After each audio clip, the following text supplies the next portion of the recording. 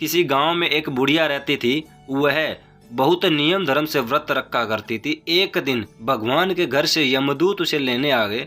वह उसके साथ चल पड़ी। चलते चलते एक गहरी नदी आई तो यमदूत बोले कि माई, तुमने कभी गोदान की हुई है या नहीं। बुढ़िया ने उसकी बात सुनकर मन में श्रद्धा से गाय का ध्यान दिया तो वह उसके समक्ष आ गई और बुढ़िया उस गाय की पूंछ पकड़कर नदी पार कर गई। वह यमदूतों के साथ फिर आगे बढ़ी तो काले कुत्ते आ गए। यमदूत फिर बोले, कुत्तों को खाना दिया था। बुढ़िया ने मन में कुत्तों का ध्यान किया तो वे रास्ते से चले गए। अब बुढ़िया फिर से आगे बढ़ने लगी तो रास्ते में कोये ने उसके सिर में चोंच मारनी शुरू कर दी। तो यमदूत बोले कि ब्राह्मण की बेटी के सिर में तेल लगाया था। बुढ़िया ने ब्राह्मण की बेटी का ध्यान किया तो कोये ने चोंच मारनी बंद कर दी। कुछ आगे बढ़ने पर बुढ़िया के पैर में कांटे चुभने लगे तो यमदूत बोले कि खड़ाऊ आदि दान की है।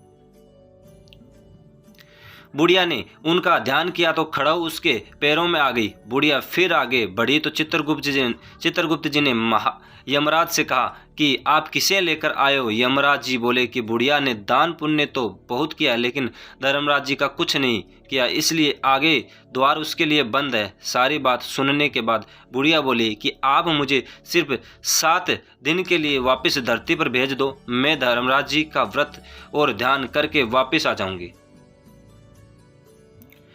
बुढ़िया माई धरती पर अपने गांव आ गई और गांव वालों ने उसे भूतनी समझकर अपने दरवाजे बंद कर दिए। वह जब अपने घर गई तो उसके बहू बेटे भी दरवाजे बंद करके बैठ गए।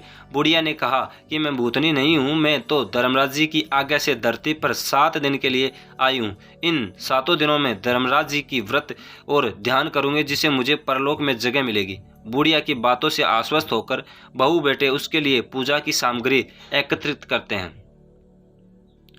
लेकिन जब बुढ़िया कहानी कहती है तब वह हुंकारा नहीं भरते, जिससे बुढ़िया फिर अपने पड़ोसन को कहानी सुनाती है और हुंकारा भरवाती है। 7 दिन की व्रत पूजा और ध्यान के बाद धर्मराज जी बुढ़िया को लेने के लिए विमान भेजते हैं। स्वर्ग का विमान देखकर उसके बहू बेटों के साथ सारे गांव वाले भी स्वर्ग जाने को तैयार हो जाते हैं। बुढ़िया ने कहा कि तुम कहाँ तैयार हो रहे हो, मेरी कहानी तो केवल पड़ोसन ने सुनी है, इसलिए वही साथ जाएगी। सारे गांव वाले बुढ़िया से धर्मराज जी की कहानी सुनाने का आग्रह करते हैं। तब बुढ़िया उन्हें कहानी सुना देती है। कहानी सुनने के बाद सारे ग्रामवासी विमान में बैठकर स्वर्ग जाते हैं। तो धर्मराज जी कहते हैं, मैंने तो विमान केवल बुढ़िया को लाने भेजा था। बुढ़िया माई कहती है कि हे धर्मराज जी, मैंने जो भी पुण्य किए हैं उसमें से आधा भाग आप गाँव वाले को दे दीजिए। इस तरह से धर्मराज जी ने सारे ग्रामवासियों को स्वर्ग में जगह दे दी।